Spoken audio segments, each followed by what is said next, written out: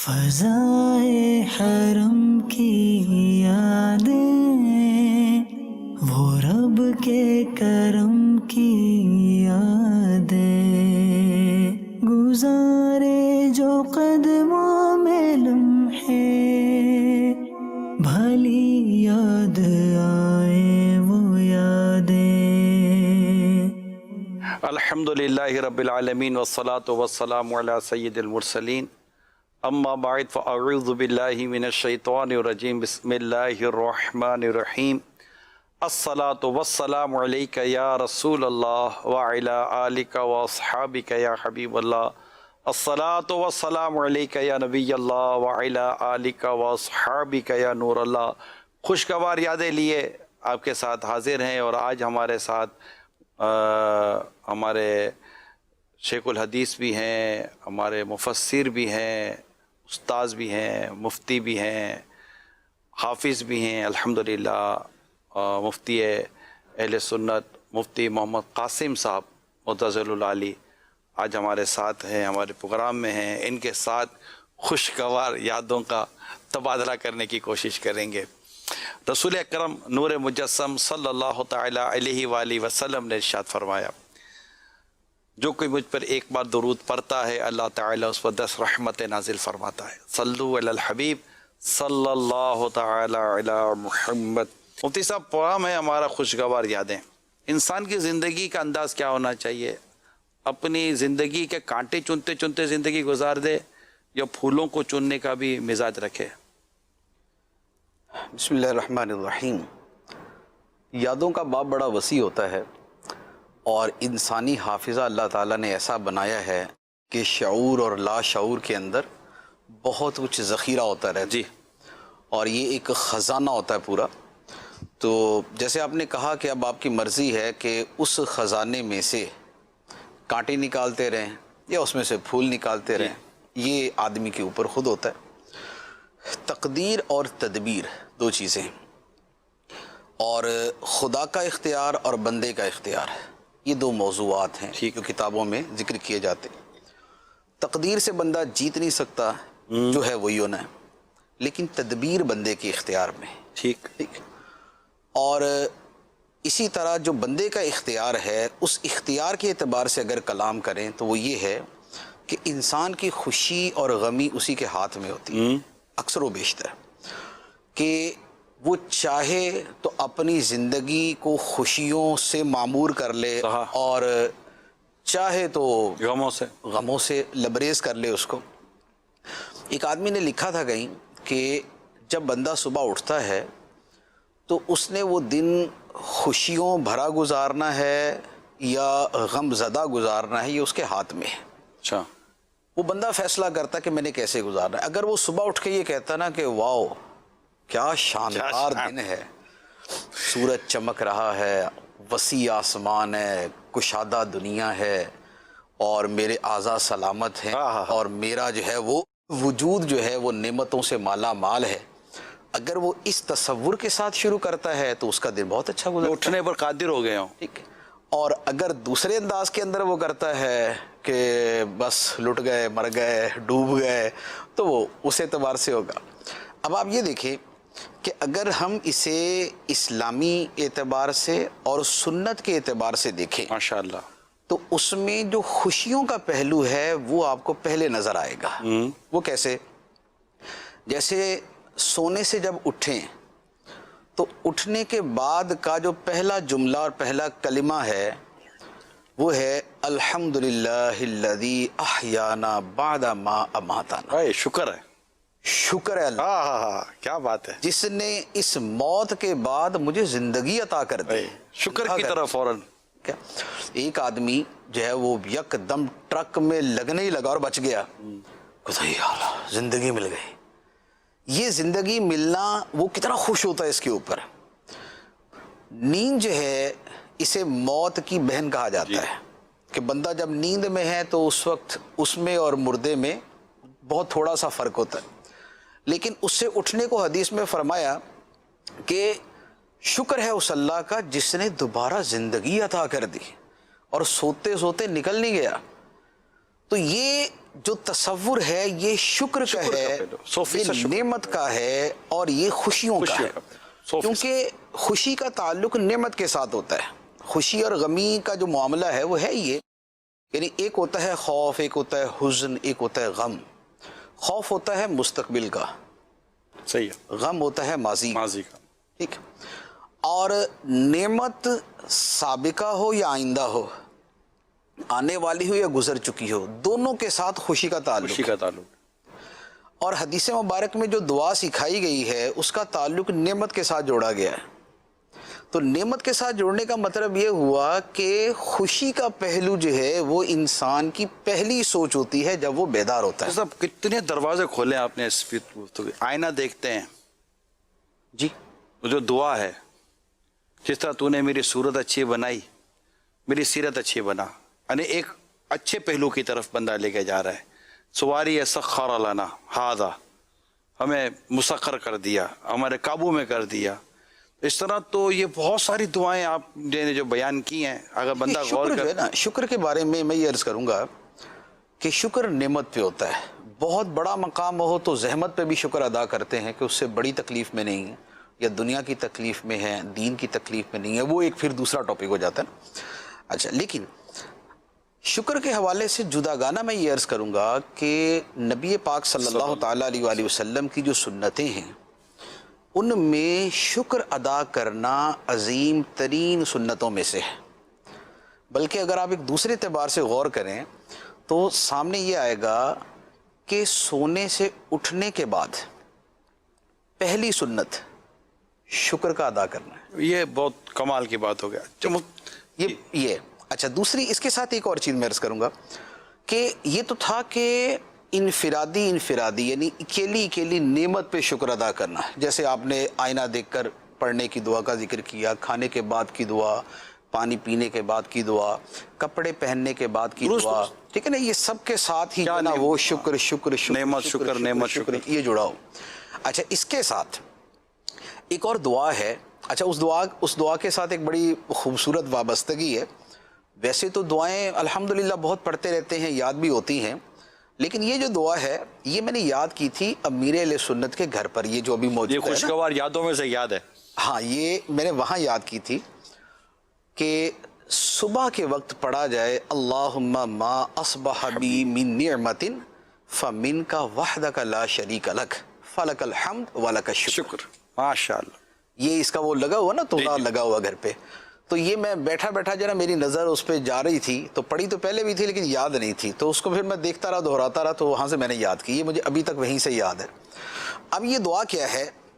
اللہم ما اصبح بی من نعمت، اے اللہ میرے وجود پر اور میرے وجود میں جو کچھ بھی نعمت ہے، کیونکہ یہاں لفظ عربی اعتبار سے جو عربی کو جانتا ہوگا وہ اس کی فصاحت اور اس کے اندر جو استغراق ہے معانی کا اور کثرت کا بیان ہے وہ اس کو سمجھتا ہے کہ ما بی من نعمت، یعنی ما اور اس کے ساتھ من کا جو جوڑ ہے یہ اس اعتبار سے ہوتا ہے کہ اے اللہ میرے ساتھ ہر نعمت، جو نعمت ہے فمن کا، وہ تیری طرف سے، وحدہ کا، تنہا تیری طرف سے، لا شریک اللہ کا، تیرا کوئی شریک نہیں۔ تو اے اللہ میرے پاس جو نعمت ہے وہ سب تیری طرف سے ہے، فلک الحمد، تو تیری حمد ہے، ولک الشکر، اور تیرا شکر ہے۔ تو اب یہ دیکھیں، یہ صبح پڑھنے کی دعا ہے، ما اصبح بی، یہ ما اصبح بی جو ہے کہ اے اللہ یعنی جو صبح کے وقت میرے پاس جو بھی نعمت ہے، اور پھر یہی شام کے وقت، شام کی بھی ہے، اللہم ما امسا بی من نعمت، اور اے اللہ رات کو، شام کو میرے ساتھ، میرے اوپر، میرے اندر جو بھی نعمت ہے، فمن کا وحدک لا شریک لک فلک الحمد ولک الشکر، تیری حمد ہے، تیرا شکر ہے۔ تو یہ صبح و شام خوشگوار یادیں، اچھی چیز کو یاد کرنا ہے، نعمت کو یاد کرنا ہے، خوشگواری کو یاد کرنا ہے، فضل الہی کو یاد کرنا ہے، اللہ کے کرم اور اس کی رحمت کو یاد کرنا ہے۔ تو جب یہ والی سوچ ہوتی ہے تو پھر بندہ اسی فضل، کرم، رحمت، شکر اور حمد کے اندر رہتا ہے۔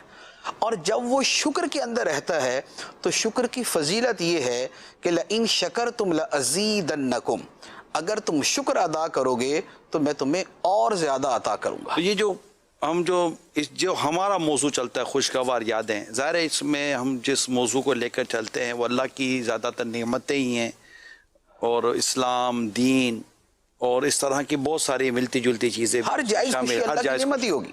تو مطلب یہ جو ہے، تو اس میں ہم یہ نیت کر سکتے ہیں کہ میں جو آج اپنی جس خوشگوار یاد کا تذکرہ کر رہا ہوں تو وہ تحدیث نعمت کے لیے، تحدیث نعمت کہ یہ مجھ پر اللہ کا فضل ہے، مجھ پر اللہ کا، نعمت کا مطلب کہ یہ مجھ پر اللہ کا فضل ہے۔ اس نعمت کو، اس کمال کو، اس خوبی کو وہ اپنی ذاتی کاوش اور کوشش کے طور پر ہی شمار نہیں کرتا، بلکہ اس میں پہلے فضل الہی پر نظر رکھتا ہے اور اس کے بعد اسے اپنی طرف منسوب کرتا ہے۔ تو اس طور پہ یاد کرنا اچھا ہے، بلکہ یہ بتاتے خود یہ بھی سنت ہے۔ جی ہاں ناظرین، یہ ہے مفتی صاحب کا ساتھ ہونے کا فائدہ، اور ابھی کا میرا یہ پورا جو پروگرام چل رہا ہے، یہ سمجھے یہ میرے لیے بھی خوشگوار یادوں کو ہی لے کے چل رہا ہوگا۔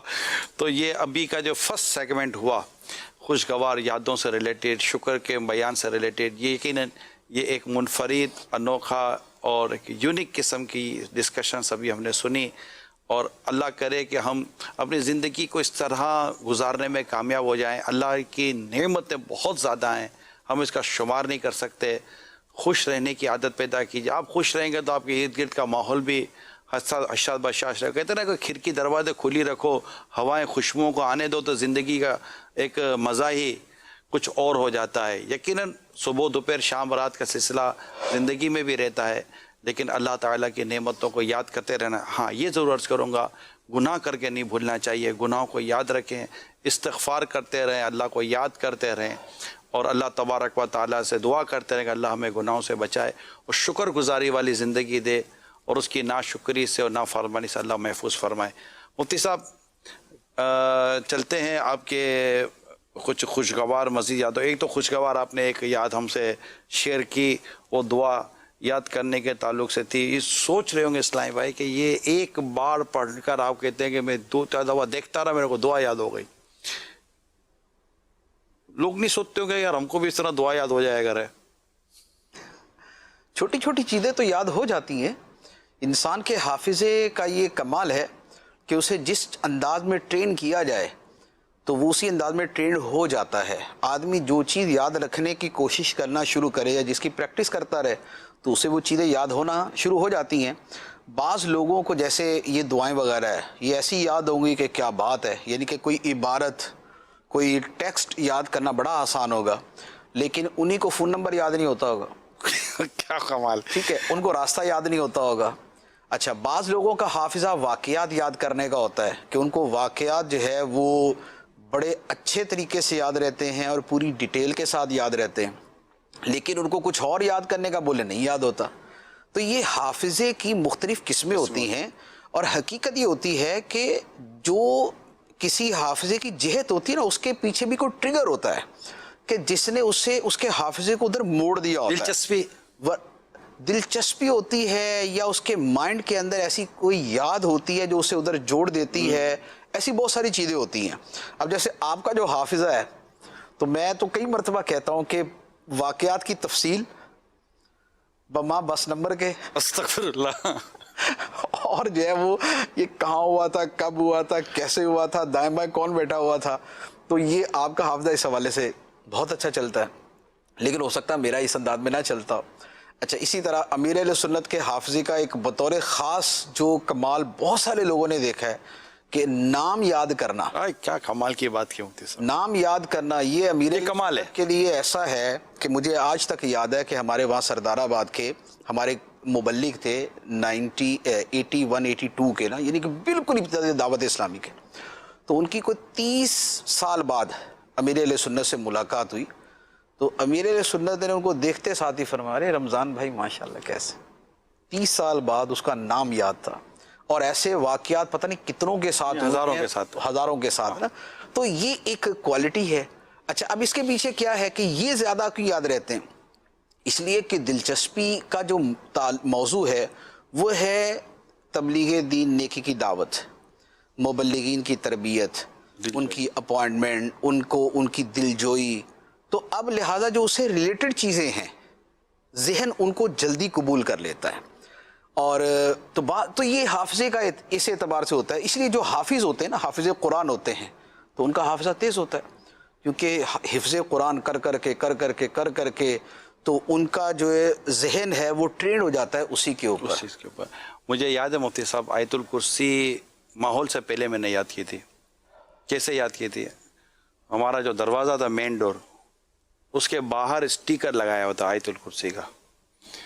تو گھر میں یہ کہا جاتا بھائی پڑھ کے جاؤ. ماحول میں دعوت اسلامی میں نہیں تھا، تو جب دروازہ بند کرتا نا تو وہ میں اس کو پڑھتا تھا.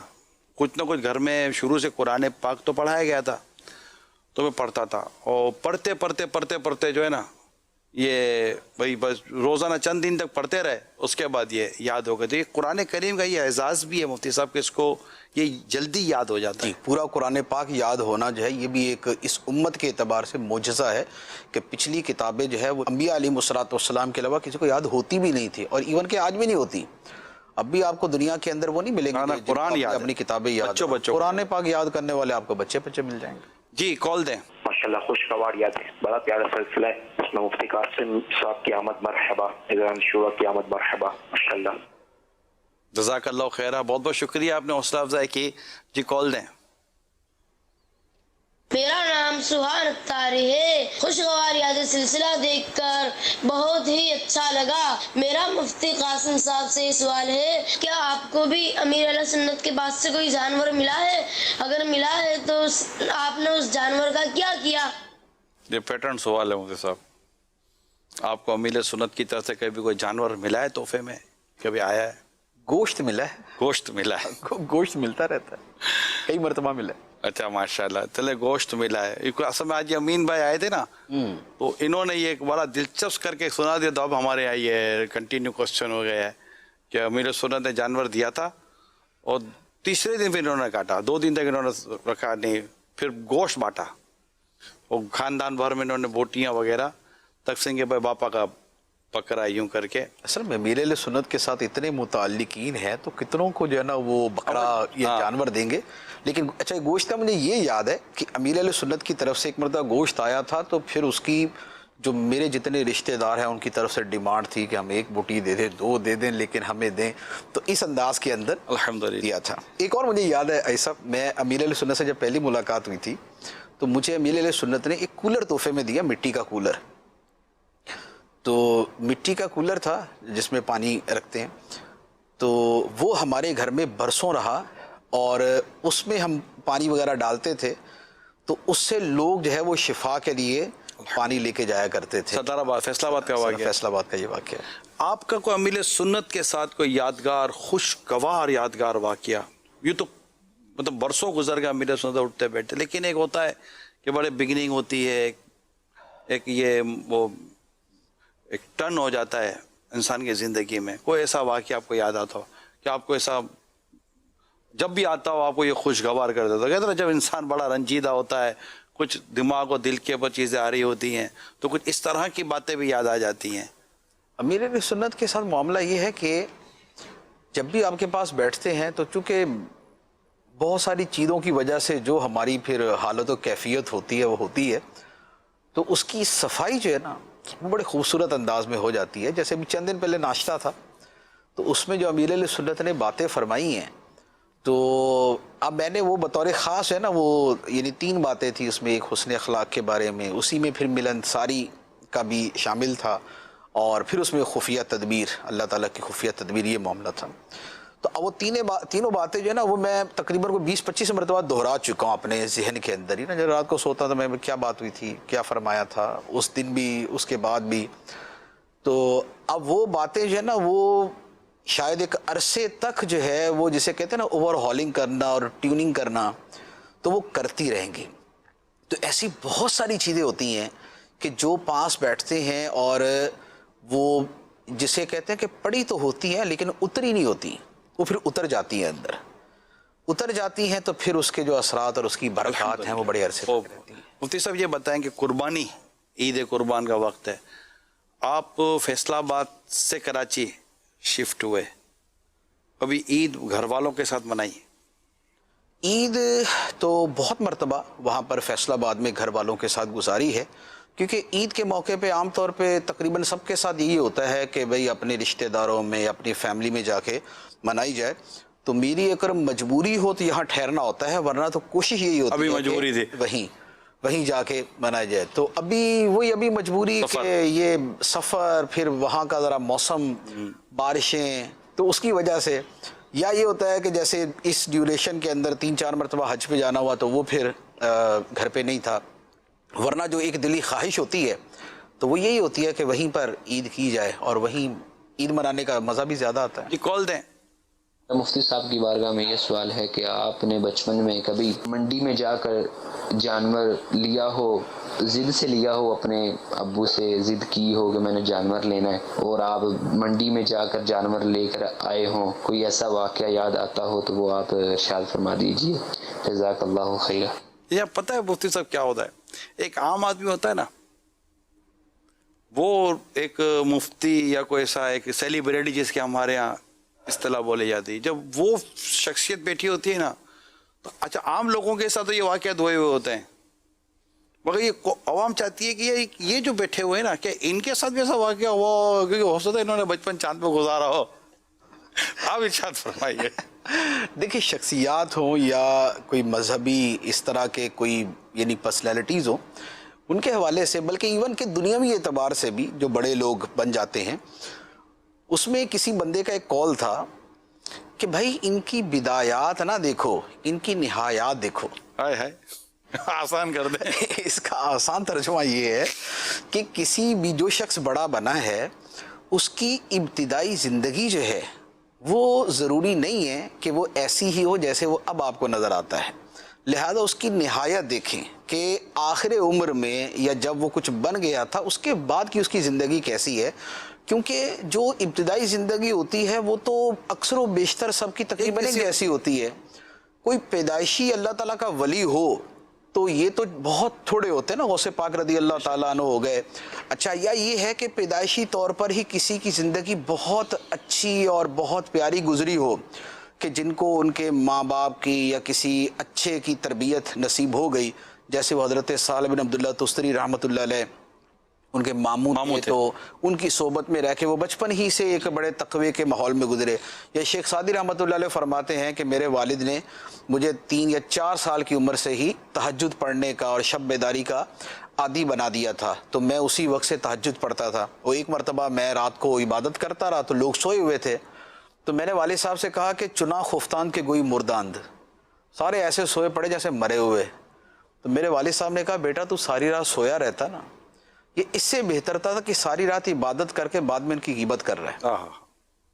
تو اب یہ اگر کسی کا بچپن یوں کسی کی تربیت میں گزرا تو وہ ایک اور چیز ہے، لیکن اکثر و بیشتر یہی ہوتا ہے کہ سارے جو ہے نا وہ پھر ایک نارمل لائف گزاری ہوتی ہے. اب ہم تو اتنی ڈیپ میں نہیں گئے، ٹھیک ہے نا.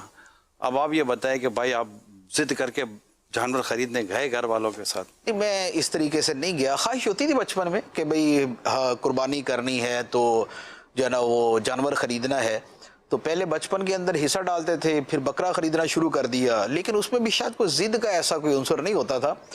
اور پھر یہ ہے کہ یہ منڈی کا جو ہے نا معاملہ، تو یہ شاید اب کچھ زیادہ ہو گیا. پہلے تو گلی محلے میں پھر رہے ہوتے تھے بکرے لے کے، جانور لے کے، تو انہی سے خرید لیتے تھے، تو اس طرح تھا. اور ویسے بھی خیر مجھے ان چیزوں کے ساتھ کوئی اتنا زیادہ جو ہے نا وہ لگاؤ نہیں رہا کہ جانور جناب وہ لینا ہے تو بگانا ہے تو یہ کرنا وہ کرنا، اس طرح کا نہیں ہوتا تھا. بچپن اس انداز سے نہیں گزرا؟ بچپن گزرا اسی انداز میں، لیکن دلچسپیوں کے یوں کہہ لیں کہ محاور مختلف ہوتے تھے. ٹھیک ہے. چلیے بتائیے کہ چلے پہلے کال لیتے.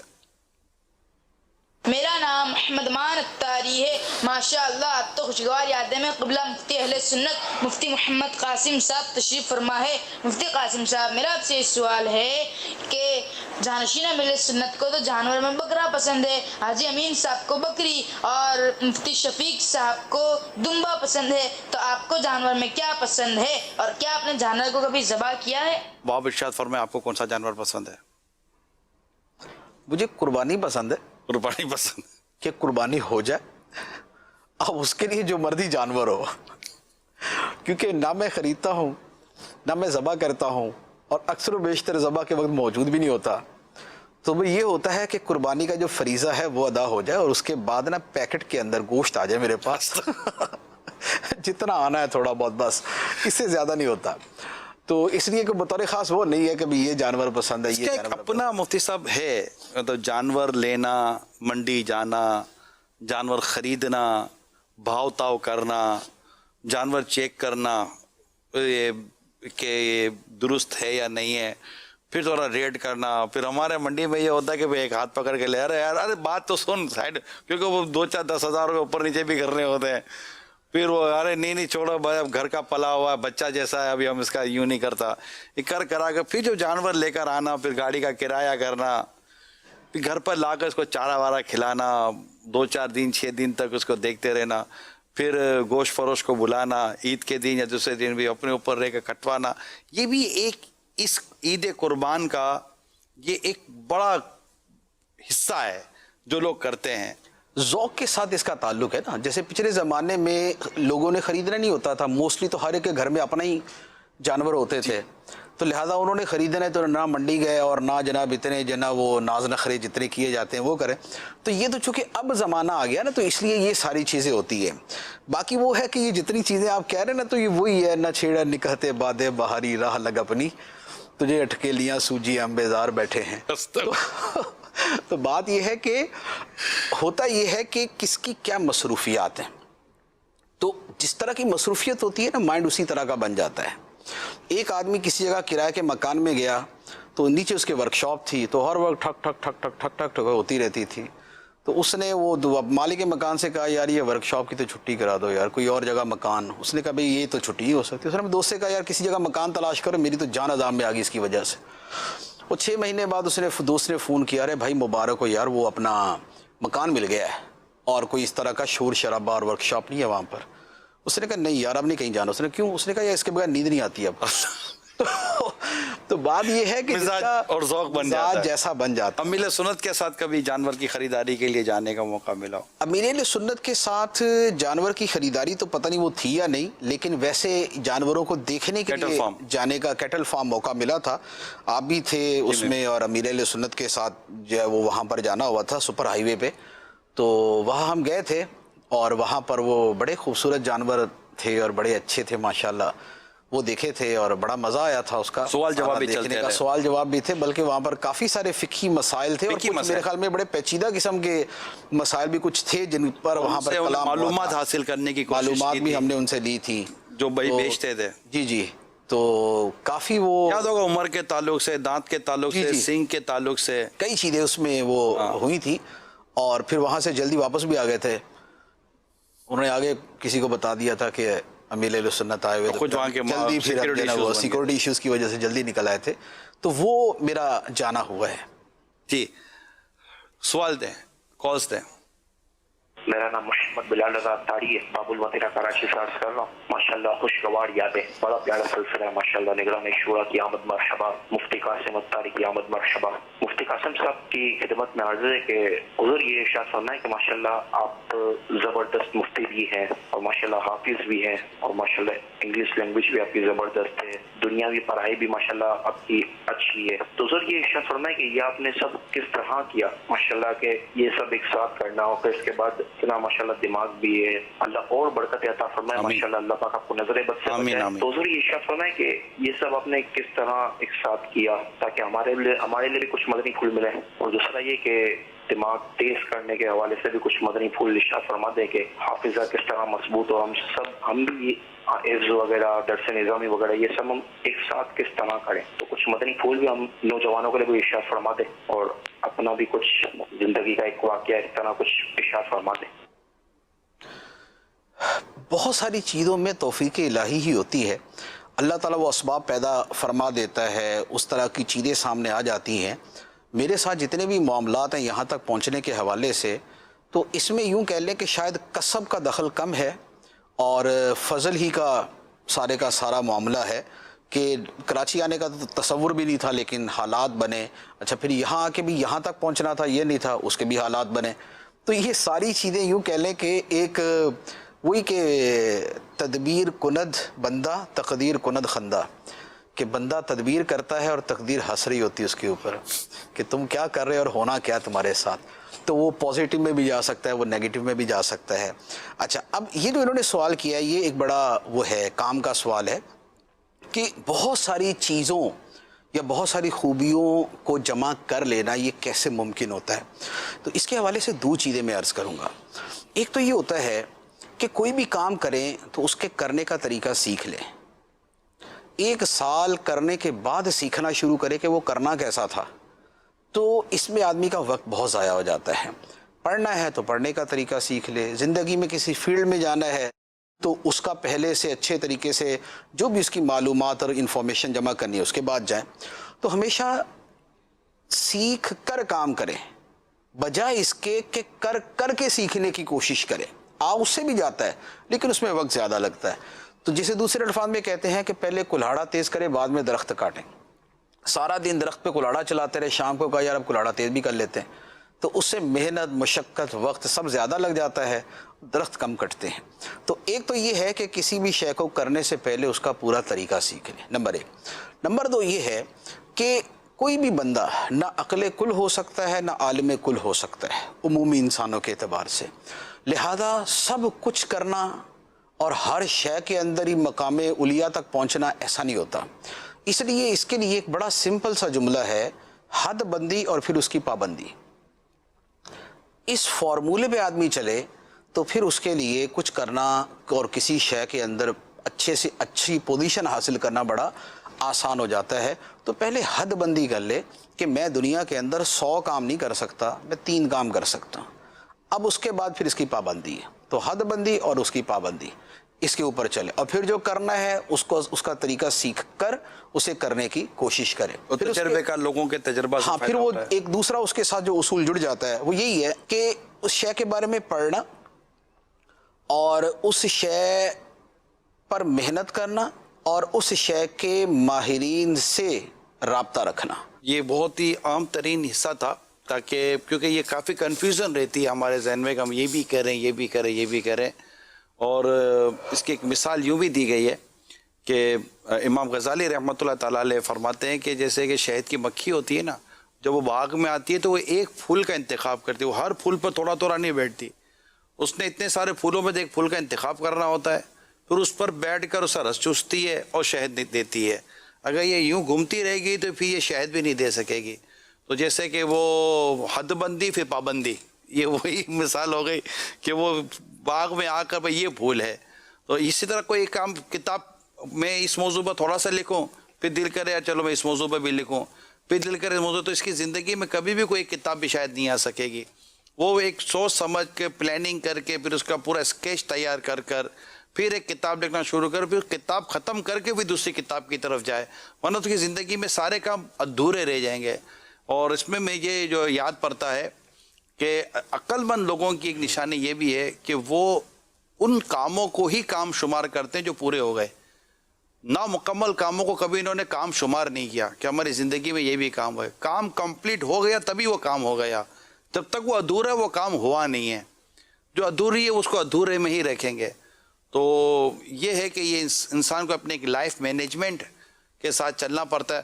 مفتی صاحب اس میں ایک میں عرض کروں گا، ویسے تو اس پر جو ہے نا وہ جو سائیکالوجی والے ہیں وہ اس کی اپنی ٹرمز ہوتی ہے ان کی، لیکن ایک صوفیہ کرام کی اصطلاح ہے بڑی خوبصورت اس بارے میں، اسے کہتے ہیں توحید مطلب، کہ مطلوب کو واحد بنا لینا اور واحد کو مطلوب بنا لینا. یہ اللہ تعالیٰ کی رضا اور اس کے قرب کے اعتبار سے یہ اصطلاح استعمال کی جاتی ہے کہ مطلب سے مراد مطلوب جو ہے وہ قرب الہی اور وہ تنہا مطلوب ہو، اس کے ساتھ کوئی دوسرا مطلوب جوڑا نہ جائے. یہ توحید مطلب پر چل کر وہ منزلیں طے کرتے ہیں.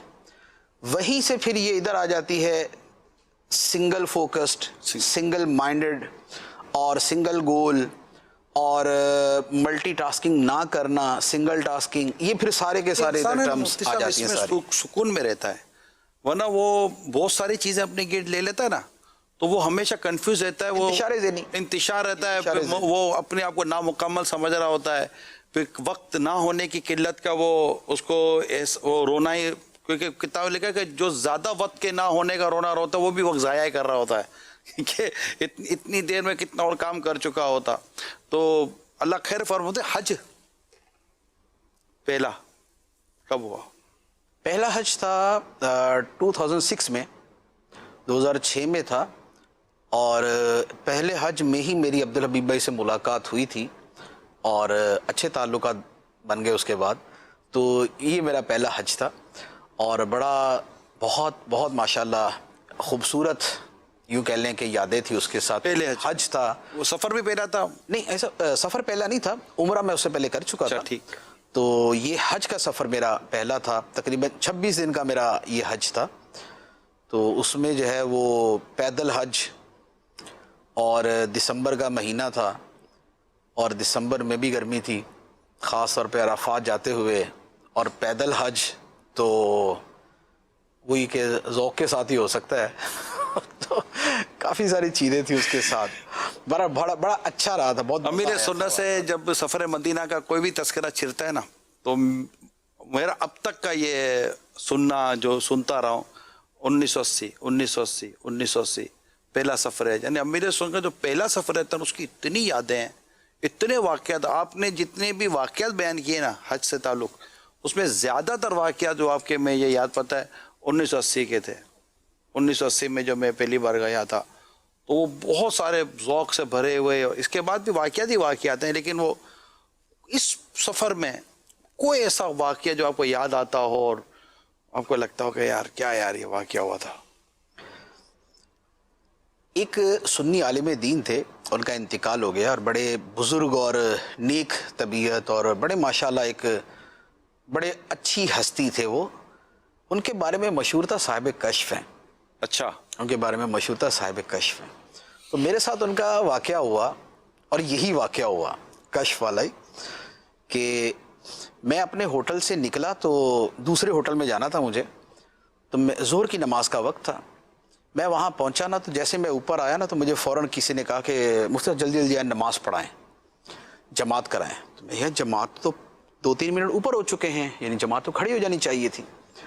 تو کہنے لگا نہیں، وہ حضرت بیٹھے ہوئے نا، تو ان سے ہم نے کہا کہ آپ امامت کروائیں. تو انہوں نے کہا ٹھہر جو، مفتی صاحب آ رہے ہیں، امام صاحب آ رہے ہیں. تو ہم نے کہا حضرت امام صاحب کون آ رہے ہیں؟ کہنے ابھی چند منٹ میں آنے والے. کہنے اس کے بعد آپ پہنچ کے. تو وہ جو ایک سنا ہوا تھا نا اس کی تصدیق ہو گئی. پھر میں نے ان کے سامنے حج کے مسائل بیان کیے اور اس میں بہت ساری احتیاطیں. پھر خاص طور پہ مجھے ابھی تک یاد ہے کہ ایک چیز پر انہوں نے بڑا اپریشیٹ کیا تھا کہ حج کے مسائل بیان کرتے ہوئے میں نے غسل کے فرائض کا بیان کیا کہ دعوت اسلامی کے ماحول میں وضو کے، غسل کے فرائض بیان کیے جاتے ہیں اور یہ بڑے امپورٹنٹ ہیں، کیونکہ حالت جنابت میں اگر طواف الزیارہ کیا تو بدنا یعنی کہ اونٹ کی قربانی لازم ہو جاتی ہے. اور ہمارے وہ لوگ کہ جن کو غسل کرنا نہیں آتا شرعی اعتبار سے، اب اگر انہوں نے اسی حالت میں طواف کیا ہوا ہو تو ان کا شرعی حکم کیا بنے گا؟ تو لہٰذا حج کرنا اور اس کے مسائل سیکھنا اپنی جگہ ضروری ہے، لیکن اسی کے ساتھ یہ وضو غسل کے مسائل بھی اتنے ہی ضروری ہیں.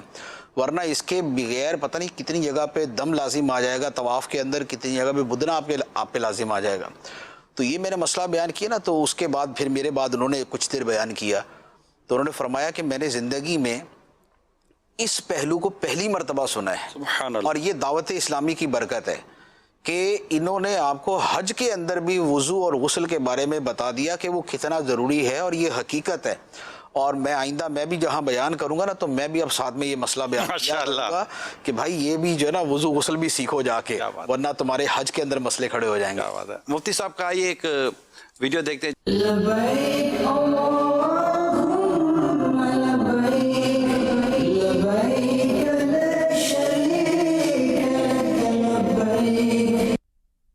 یہ عمرے پر گئے تھے آپ؟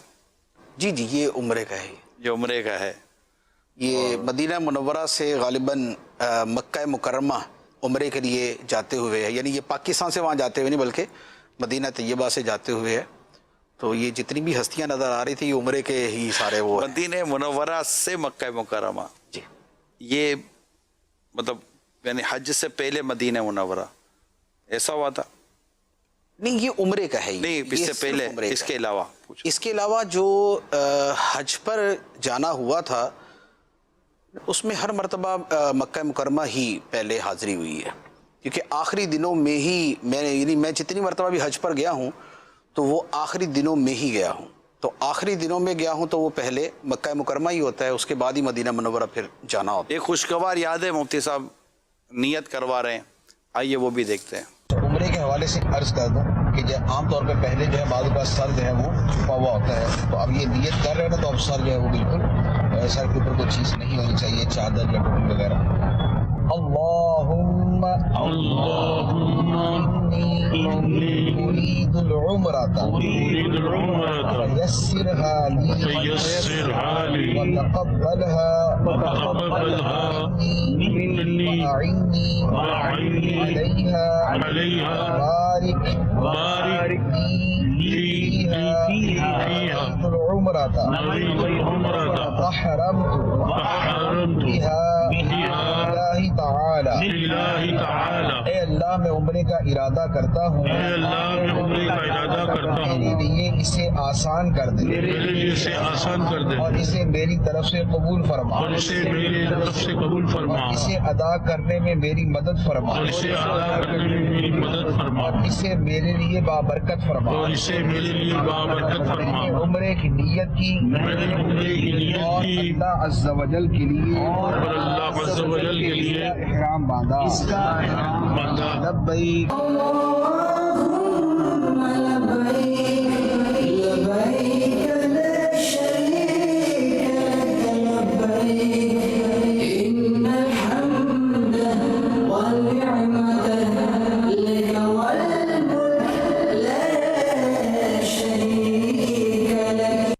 یہ کوئی خاص مقام تھا مفتی صاحب جہاں؟ یہ ابیار علی ہے وہ کہ مدینہ منورہ سے جاتے ہوئے جہاں پر عام طور پہ اس کی میقات پر عمرے کی نیت کی جاتی ہے. بڑا عمرہ سے کہتے ہیں وہ جیرانہ. بڑا عمرہ تو جیرانہ ہے، تو مکہ مکرمہ کے قریب ہے. یہ ابیار علی یہ اور میقات ہے، یعنی یہ مدینہ منورہ کی طرف سے جو میقات آتی ہے یہ وہ ہے. وہاں سے آپ نے یہ وہاں سے اکثر و بیشتر میرے خیال میں ہم نے جتنے بھی عمرے کیے ہیں تو اس میں ابیار علی پر جا کر ہی نیت کی ہے، کیونکہ ہم میرے خیال میں عبدالحبیب بھائی کے ساتھ جتنے بھی سفر ہوئے ہیں تو وہ ہر مرتبہ ہم پہلے مدینہ منورہ ہی حاضر ہوتے تھے ماشاءاللہ، اور پھر یہاں سے ہی عمرے کے لیے جاتے تھے. تو جب بھی جاتے تھے تو پھر ابیار علی پہ جا کے نیت کرتے. مدینہ منورہ زاد اللہ شرف و تعظیماً کہ وہاں کی تو ہر گھڑی رحمت بھری اور پرذوق، اس کی اپنی برکتیں. کوئی ایسا واقعہ مدینہ پاک کا؟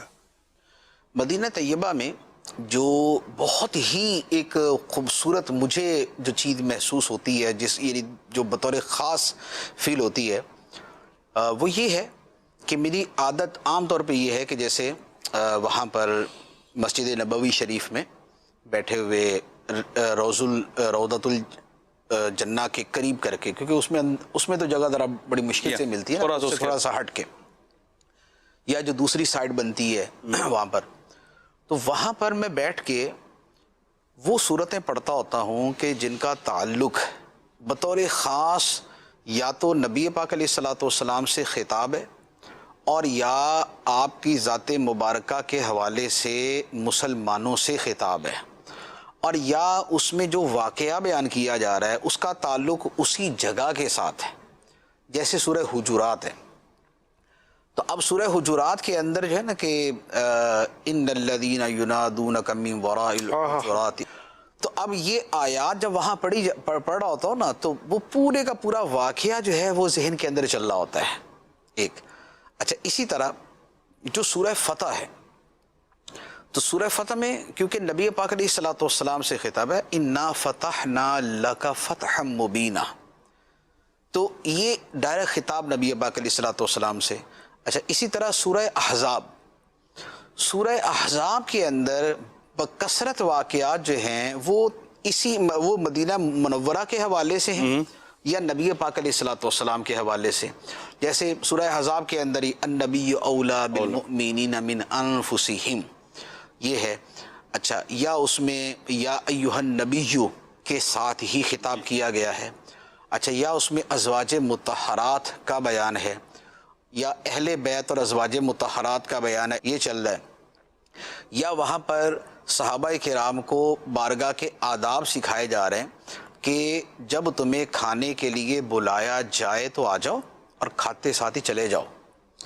یہ نبی حیا فرماتے ہیں کہ تمہیں یہ نہیں کہتے کہ چلے جاؤ، لیکن اللہ تعالیٰ اس کے بیان سے حیا نہیں فرمائے گا۔ آداب مطلب مصطفیٰ کریم صلی اللہ علیہ آداب وسلم بارگاہ نبوی جو ہیں وہ وہاں پر بیان ہو رہے ہیں۔ تو اب یہ جب ساری چیزیں آدمی پڑھ رہا ہوتا ہے اور اگر اس کے ذہن میں اس کی تفسیر موجود ہے، اس کا ترجمہ موجود ہے، اس کا شان نزول موجود ہے، تو یہ ساری کی ساری چیزیں ایسی ہوتی ہیں کہ جیسے بندہ خود اس وقت میں پہنچ گیا۔ تو وہ بڑا ایک بہت زیادہ ایک یوں کہہ لے کہ روحانی تجربہ ہوتا ہے کہ جس میں آدمی اپنے آپ کو اسی جگہ میں پہنچا دیتا ہے۔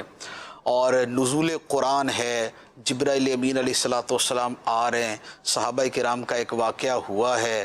اچھا، اسی میں پھر جو ہے وہ غزوہ بدر، غزوہ احد، اب اس کی آیات جب آدمی پڑھے گا تو اب اس کا لشکر یہاں سے روانہ ہو رہا ہے، یہاں واپس آ رہا ہے، یہ جو ساری یادیں اس کے ساتھ ریلیٹ کرتی ہیں نا، یہ جتنا آدمی اس کو زیادہ گہرائی کے ساتھ سوچتا ہے اتنا وہ اس واقعے کے اندر چلا جاتا ہے اور اتنا ہی پھر اسے لطف اٹھاتا ہے۔ تو یہ ایک بڑا میرا ایک وہاں کا خوشگوار تجربہ ہے کہ میں اکثر و بیشتر یہ کرتا ہوں۔ دوسرا، اعلیٰ حضرت علیہ رحمہ کا جو کلام بطور خاص وہاں کے ساتھ متعلق ہے، اس میں جو ہے سرور کہوں کہ مالک و مولا کہوں تجھے، باغ خلیل کا گل زیبا کہوں تجھے، ہرما نصیب ہوں تجھے امید گاہ کہوں، جانے مراد و کان تمنا کہوں تجھے، اللہ رے تیرے جسم منور کی تابشیں، اے جانے جاں میں جانے تجلا کہوں تجھے۔ تو یہ اشعار جو ہیں جن میں نبی پاک علیہ الصلوۃ والسلام سے معروضات ہیں اور آپ کی بارگاہ میں پڑھا جا رہا ہے، اب یہ اگر وہیں پر پڑھا جا رہا کہ جہاں سرکار دو عالم صلی اللہ تعالیٰ علیہ وآلہ وسلم کا جسم اطہر اپنی حیات دنیاوی جسمانی حقیقی کے ساتھ جلوہ فرما ہے، ماشاءاللہ، اور وہاں پر آدمی یہ اشعار پڑھ رہا ہے، تو اس وقت ان اشعار کا جو لطف ہے وہ کیسا دوبالا ہو جاتا ہے۔ اچھا، اسی طرح پھر تو یہ وہاں پر پڑھنے کا جو ہے میرا معمول بھی ہے اور اس کا ایک مزہ بھی ہے۔ اسی طرح ایک مرتبہ ہم حج پر تھے اور ہم عبدالحبیب بھائی تھے، سر فرید بھی ہمارے ساتھ حج پہ تھے اس میں، تو اس وقت وہاں پر ہم نے نبی پاک علیہ الصلوۃ والسلام کے قدمین شریفین کی طرف باہر بیٹھ کے وہاں پر نعت شریف پڑھی تھی،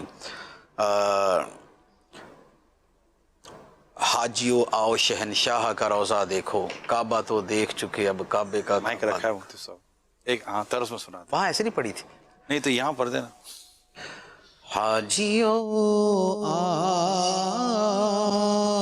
شہنشاہ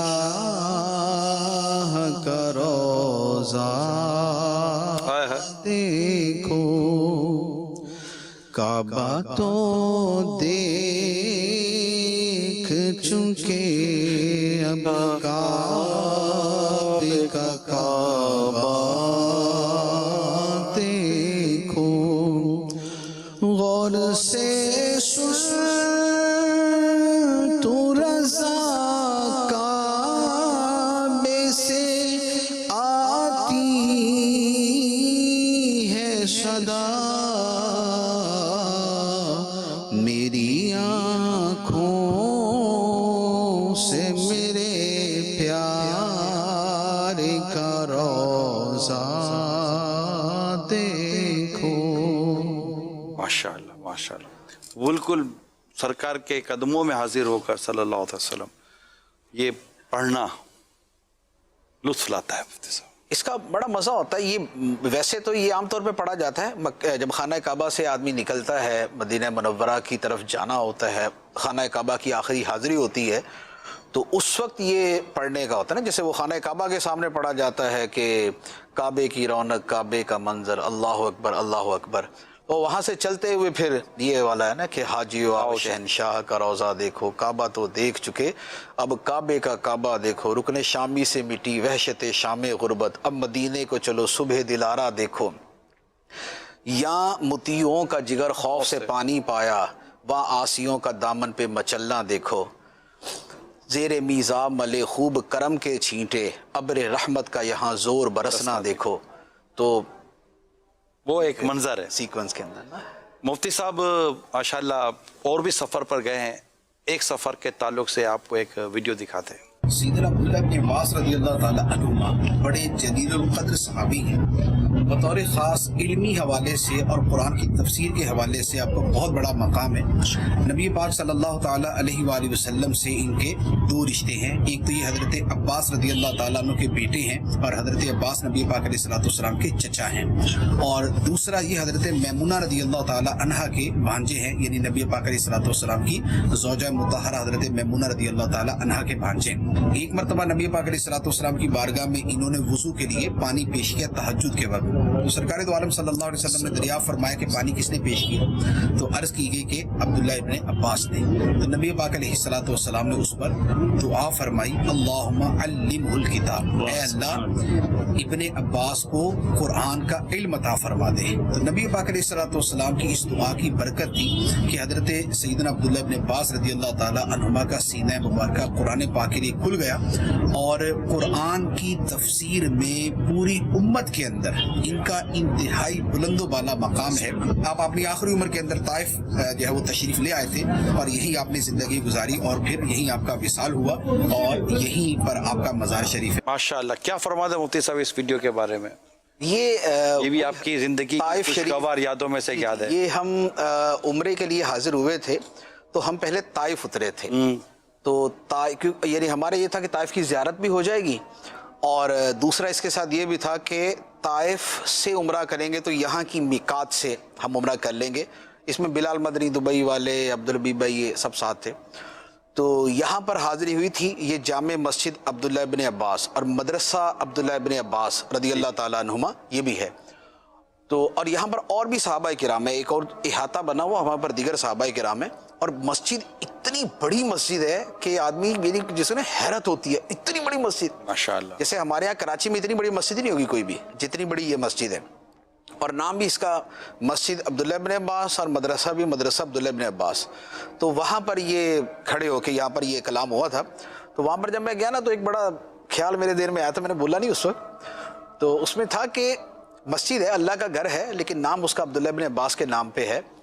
तो ये 11वीं का बकरा और ये वो जो इस तरह औलिया किराम की करते हैं, तो बकरा तो इतना मुकद्दस नहीं होता जितनी मस्जिद होती है। तो मस्जिद का तो सीधा ना अन्नल मसाजिद लिल्लाही, कि मस्जिदें तो होती है अल्लाह के लिए है, और मस्जिद को बैतुल्लाह कहा जाता है, अल्लाह का घर। अल्लाह का घर, तो वो अल्लाह का घर है, लेकिन उस पर भी अब्दुल्लाह बिन अब्बास का नाम है रज़ियल्लाहु ताला अन्हुमा। तो लिहाजा फिर बकरे के भी यूं करना दुरुस्त है। तो ये वो जगह थी माशाअल्लाह। तो अल्लाह ताला की करो रहमत है कि मुफ्ती साहब के ताइफ का सफ़र का भी एक खुशगवार वाक़या हमने भी देखा भी, और इसके मुतालिक हमने तफसील भी सुनी है। अल्लाह करम फरमाए और हमें बार बार इन मुक़द्दस मकामात की हाज़िरी और ज़ियारत अता फरमाए। चंद एक मखसूस कॉलें दे दें, क्योंकि सवाल तो मेरे पास भी हैं, लेकिन वक्त भी पूरा हो रहा है। माशाअल्लाह अज़्ज़वजल सिलसिला बहुत उम्दा जा रहा है, निगरान शुरा की तो क्या बात है, और साथ में मुफ्ती साहब भी मौजूद हैं। तो मुफ्ती साहब की बारगाह में एक सवाल था कि आपने जो तफसीर सिरातुल जिनान तहरीर फरमाई है, ये कितने दिनों में तहरीर फरमाई है? और एक अर्ज़ ये भी थी कि अगर सीरत मुस्तफ़ा पर, जिसमें आला हज़रत के भी अशार हों, बापा के भी अशार हों, तो अशार के साथ अगर सीरत मुस्तफ़ा की कोई किताब भी आप मुरतब फरमा दें तो मदीना मदीना। तफसीर तो तकरीबन 3 साल का अरसा लगा था इसमें मजमूई तौर पे, फिर बाकी कुछ उसकी जो छोटे मोटे काम होते हैं उसमें तो कुछ मज़ीद वक्त लग जाता है। तो ये इतना अरसा इस पे लगा, और बाकी सीरत पर पहले भी हमारी बात हुई थी, तो आपने कुछ फरमाया था सीरत का आनी चाहिए। मेरी ख्वाहिश है, अव्वलन तो मैंने अमीर सुन्नत की बारगाह में अर्ज़ की हुई है, अब भी अर्ज़ है आप लिखें, और आका दो जहां सल्लल्लाहु अलैहि वसल्लम की सीरत पर, और ज़ाहिर है कि वो मैंने अर्ज़ डाली हुई है, मुफ्ती साहब से भी अर्ज़ की हुई है कि एक किताब ऐसी होनी चाहिए इश्क व मोहब्बत से भरपूर। बहुत सारे असबाक सीरत मुस्तफ़ा सल्लल्लाहु अलैहि वसल्लम की किताब लिखने से आ सकते हैं, लेकिन ये अभी अर्ज़ दी हुई है, देखे कब पूरी होती है। लेकिन वो किताब तो एक तो आ रही है आपकी कससुल अंबिया, अंबिया अलैहिमुस्सलातु वस्सलाम, अंबिया कराम अलैहिमुस्सलातु वस्सलाम के واقعات پر ایک کتاب آنے والی ہے انشاءاللہ، قصص الانبیاء انشاءاللہ عز و جل. صلو علی الحبیب صلی اللہ تعالی علی محمد. فضائے حرم کی یادیں، وہ رب کے کرم کی